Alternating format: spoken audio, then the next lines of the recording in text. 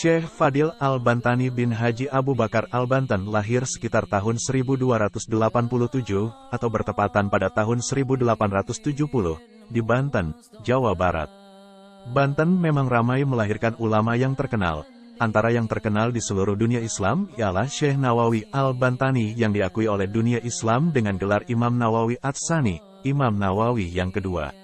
Syekh Fadil Al-Bantani meninggal dunia di Bakri, Muar, Johor pada 29 Jamadil Awal 1369 Hijrah, tanggal 18 Maret tahun 1950 Masehi, dikebumikan di Batu 28 Langa, Muar.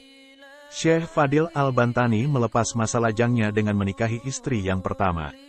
Buah dari pernikahannya, beliau dikaruniai 4 orang anak, seorang lelaki dan 3 perempuan. Anak lelakinya ialah Haji Abdul Hamid. Setelah istri pertamanya meninggal dunia, beliau pindah ke Bandar Muar dan menikah lagi dengan seorang janda beranak 2. Nama anaknya adalah Haji Othman bin Haji Ashari dan Haji Ali bin Haji Ashari yang meneruskan perjuangan Syekh Fadil. Selain mendapat pendidikan dari kalangan keluarga sendiri, Fadil juga pernah belajar di berbagai pondok pengajian di Banten.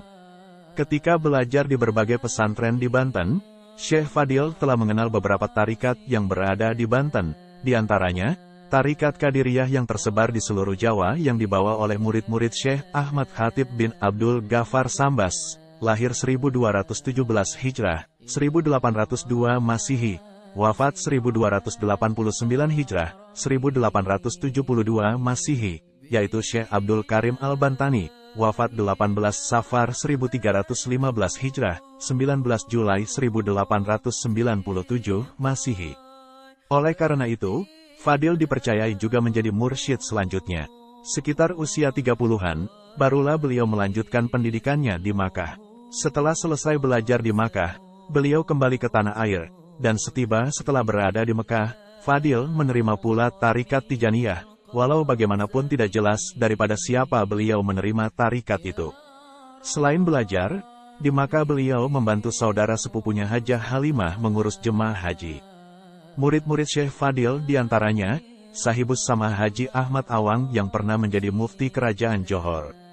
Murid dan anak tirinya, Haji Othman Ashari, dalam buku amalan wirid haujakan dan huraiannya, yang pada tahun 1994 adalah sebagai yang dipertua Badan Kebajikan Jamaah Haujakan, dan ramai lagi. Dari buku amalan wirid haujakan dan huraiannya oleh Ustaz Ahmad Tunggal yang memperoleh pendidikan di University Al-Azhar, Mesir itu banyak perkara yang dapat kita ketahui. Di antaranya bahwa terasasnya Badan Kebajikan Jamaah Haujakan yang sangat meluas di seluruh Johor adalah bermula daripada Syekh Fadil. Amalan wirid haujakan masih subur dan berkesinambungan di Johor seperti juga di beberapa tempat lain di seluruh dunia Islam.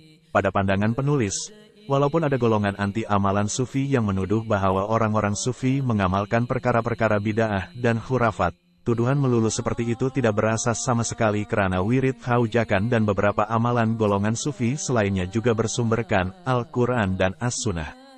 Mereka yang beramal dengannya bukan terdiri dari golongan awam saja, tetapi juga termasuk ulama-ulama besar terkenal yang mampu membahas Al-Quran dan hadis. Ia bukan diamalkan oleh orang-orang di dunia Melayu saja, tetapi juga di tempat-tempat dalam belahan dunia.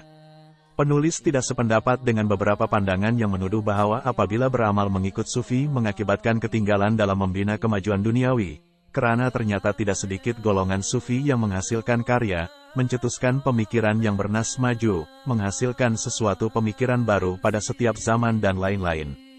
Kebijakan Sultan Ibrahim yang memahami keadaan zaman darurat menghadapi huru-hara Perang Dunia Kedua yang sukar diatasi dalam bentuk zahiri semata-mata, sehingga Baginda memerlukan insan takwa seperti Syekh Fadil, patut dicontohi oleh pemimpin-pemimpin kita masa kini dan zaman-zaman yang akan datang.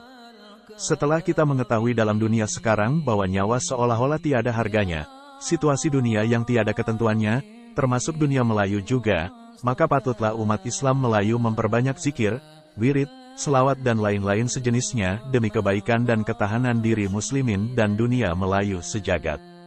Penghulu Mukim Langa bernama Haji Daud sangat tertarik pada kepribadian, keilmuan dan kerohanian yang ada pada Syekh Fadil, maka penghulu itu berusaha membujuk ulama yang berasal dari Banten ini supaya datang ke Johor. Akhirnya hasrat Daud tercapai juga. Maka dalam tahun 1915 Masehi, Syekh Fadil Banten sampai di Johor. Beliau mengajar di Kampung Langa, Muar. Selain pelbagai ilmu Islam yang asas seperti fardu ain, Syekh Fadil lebih menekankan wirid haujakan atau khatam haujakan yang sangat terkenal dalam ajaran Tarikat Qadiriyah dan Tarikat Naqsyabandiyah.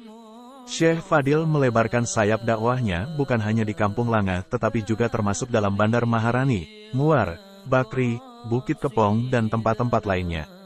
Pendek kata banyak surau dan masjid yang menjadi tempat beliau mengajar. Ajaran beliau dapat diterima oleh semua pihak termasuk Sultan Johor. Perang Dunia Kedua meletus antara tahun 1939 hingga tahun 1945. Dalam masa darurat itulah Sultan Ibrahim, Sultan Johor merasa perlu menyelamatkan kerajaan Johor, termasuk diri pribadi dan keluarganya dengan apa cara sekalipun. Atas nasihat beberapa insan yang arif, Baginda mendekati seorang ulama sufi yang sangat mustajab doanya. Ulama yang dimaksudkan Syekh Fadil. Beliau tidak perlu didatangkan dari luar kerana beliau memang telah bermustautin di Johor. Baginda menitahkan Datuk Otman Buang, pegawai daerah Muar ketika itu untuk mencari dan menjemput ulama sufi itu datang ke istana Baginda. Hajat Sultan Ibrahim itu dipersetujui oleh Syekh Fadil, namun walaupun Sultan telah menyediakan sebuah rumah dekat dengan istana di Pasir Pelangi, tetapi beliau lebih suka tinggal di Masjid Pasir Pelangi. Pada waktu malam beliau hadir di sebelah bilik peraduan Sultan Ibrahim membaca wirid untuk menjaga keselamatan Sultan.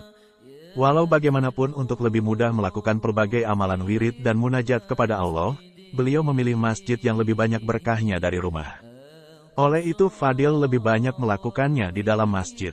Akhirnya Sultan Ibrahim memperoleh ketenangan jiwa karena keberkesanan dan keberkatan doa Syekh Fadil.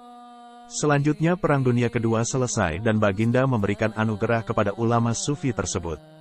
Ustaz Haji Ahmad Tunggal dalam bukunya menyebut, Sultan telah menganugerahkan pangkat kepada Haji Fadil, yaitu ia dilantik sebagai mufti pribadi Sultan. Jawatan ini berbeda dengan mufti kerajaan.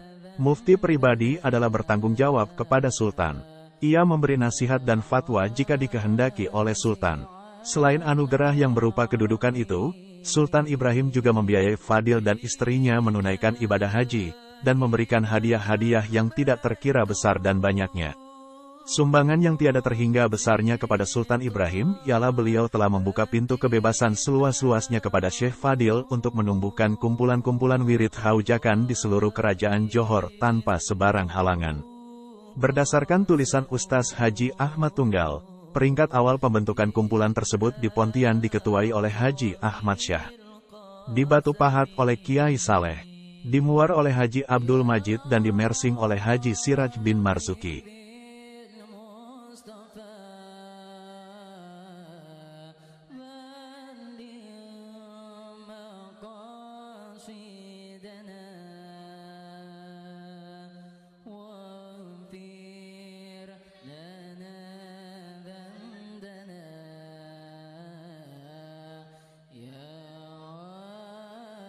See